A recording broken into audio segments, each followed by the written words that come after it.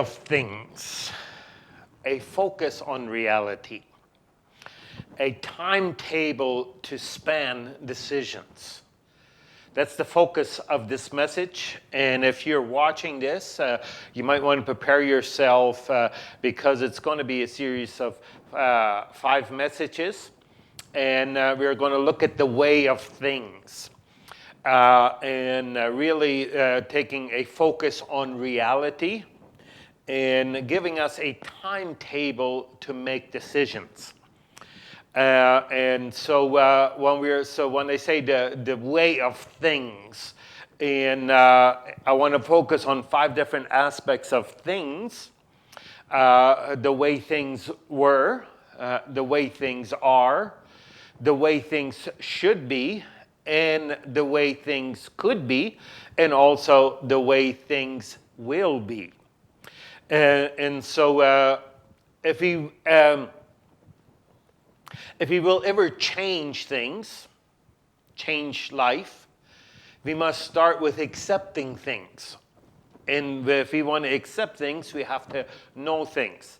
How the way things are, the way of things. And we have to focus on reality. What is real? And so for us to make decisions, we have to span our decisions. Many people make decisions solely on the way things are presently. And that is not proper decisions. We have to span our decisions into the way things were, the way things are. These are considerations that we have to take into account as we make decisions, especially life-changing decisions. So the way things were, the way things are, the way things should be, and the way things could be, and the way things are going to be. Have to take these into consideration as we make decisions of life. And I just want to look at these, and like I said, it's going to span into 5 different messages. And so you might want to prepare yourself. We're going to put them all on our website, on our YouTube, on our pages, Facebook and social media pages, and they'll all be there. You can go through them all. And so, but something to consider. And so as we're dealing with life and sometimes discouraging how things are, but if that's all there is, the way things are, then it is very discouraging. But if we span our viewpoint, our decision, our perspective all the way across, even considering the way things could be, not just the way things are. People are disappointed about life, about things, because they focus on their ideals. They want to marry the ideal person, not just the right person, but I want to marry the ideal person. The person that compliments me, the person that I enjoy being with, the person that has all the qualities that I want, the person that looks just the way I think that they should, and my favorite, and something I'm attracted to, and a person that's always there for me. And people are disappointed in life, or about life, and about things because they're focused on their ideals. And so that is not the way God wants us to focusing on ideals. They want to marry the right person, have the ideal home, the ideal job, live in the ideal place, etc. This ideal is based on the standard of people's desires, not on reality. My ideal is based on my desires, not based on what is reality. And so when we use simply ideals as a basis for making decisions for things that we go after and for determining whether we are happy with life or unhappy with life, that is a false conception. That is a false way of dealing with life. And so dealing with our focusing on ideals is very, very disappointing and simply wrong. And we think that sometimes there's no other options. I have to focus on my ideals. And so many people, they've been so disappointed in their life and their business and their marriage and their family and their place and their government and everything because they have this ideal in their mind, and they want this ideal to be they want to reach that ideal, at least come close to that ideal, and so it's just so disappointing. There's not a person in this world that could honestly say, I live in my perfect ideal. There's not a thing I would change. Every person would change something about himself, something about the people connected to, something about the place, something the way people are in general, something the way this world is. Everyone has this ideal naturally, and so that is one way people try to connect to life, is aiming for ideals.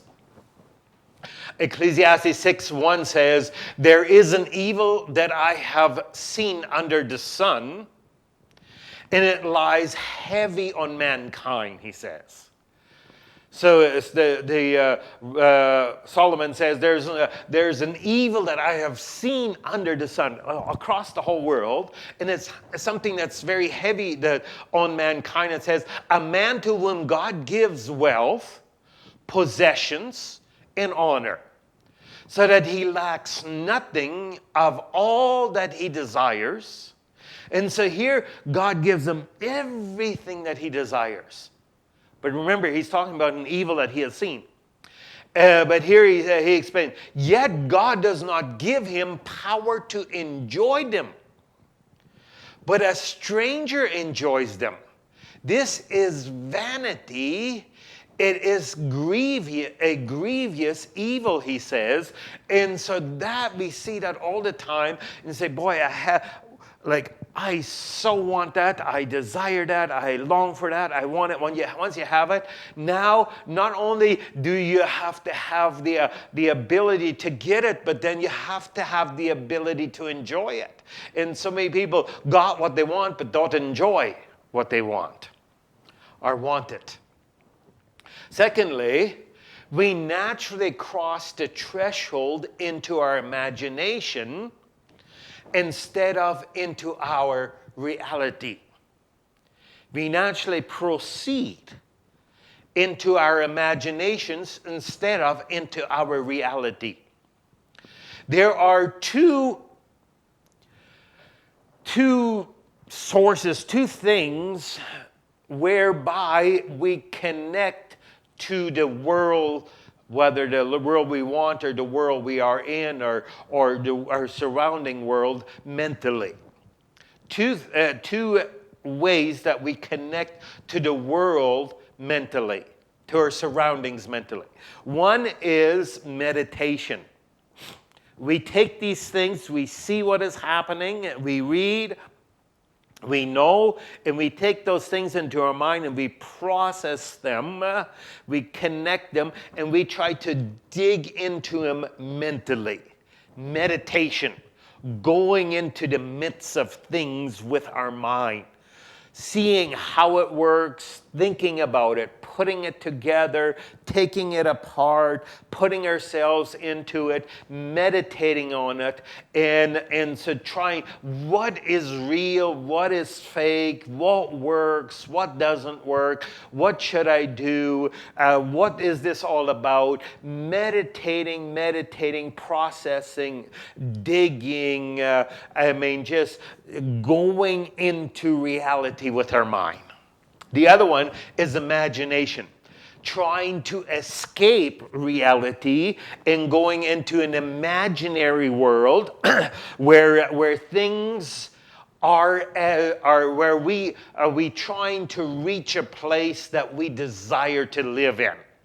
An imaginary place where we're disappointed with reality or we don't connect with reality, and we're going into this imaginary world and try to live there, try to connect there, try to enjoy there. And so first we're focused on our ideal naturally. Secondly, we naturally go into an imaginary world. We cross the threshold into our imaginary world instead of into reality. And this is very natural.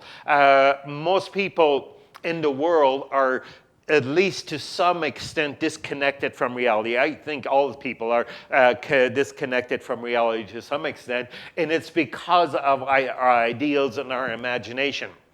We imagine things, how we would like them, how we think they should be or could be, what abilities we have, what we can and cannot do, etc.